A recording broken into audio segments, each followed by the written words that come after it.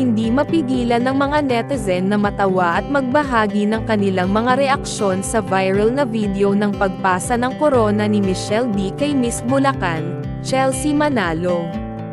Sa isang hindi inaasahang pangyayari, inilagay ni Michelle ang korona sa ulo ni Chelsea nang tila ba nakapatong lamang ito at hindi maayos ang pagkakalagay.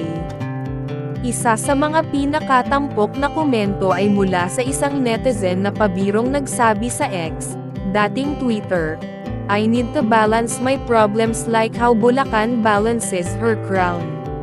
Ang naturang pahayag ay mabilis na kumalat at naging usap-usapan sa social media, na nagdulot ng maraming memes at biro tungkol sa nakakatawang eksenang naganap.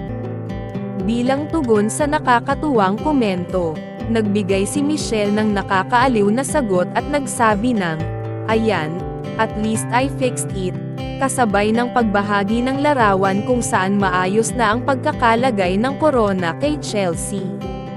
Ang kanyang kakayahang tumugon ng may pagpapatawa at pagiging positibo ay nagpakita ng kanyang magandang ugali bilang isang beauty queen.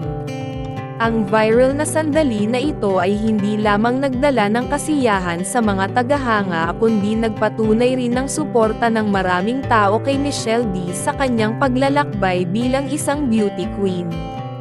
Siya ay kilala hindi lamang sa kanyang kagandahan at talino kundi pati na rin sa kanyang pagiging sport at kakayahang harapin ang mga sitwasyon ng may ngiti sa kanyang labi. Si Michelle Marquez D ay isang kilalang beauty queen sa bansa at siya ang magiging pambato ng Pilipinas sa 72nd Miss Universe pageant na gaganapin sa El Salvador. Anak siya ng tanyag na aktres at Miss International 1979 na si Melanie Marquez. Ang kanyang dedikasyon at galing sa larangan ng pageantry ay hindi mapapasubalian, at ang suporta ng kanyang mga tagahanga ay patuloy na nagiging matatag sa bawat hakbang ng kanyang paglalakbay. Ang mga ganitong pangyayari ay nagpapaalala sa atin na kahit sa mga formal na okasyon, ang mga hindi inaasahang kaganapan ay maaaring magdala ng saya at aliw sa maraming tao. Ang pagiging totoo at kakayahan ni Michelle na magdala ng ngiti sa mukha ng mga tao, kahit sa mga simpleng aksidente, ay isang aspeto na lalo pang nagpapakilala sa kanya bilang isang inspirasyon sa marami. Sa bawat hakbang na kanyang tinatahak sa mundo ng pageantry, dala niya ang pangalan ng Pilipinas na may karangalan at buong puso.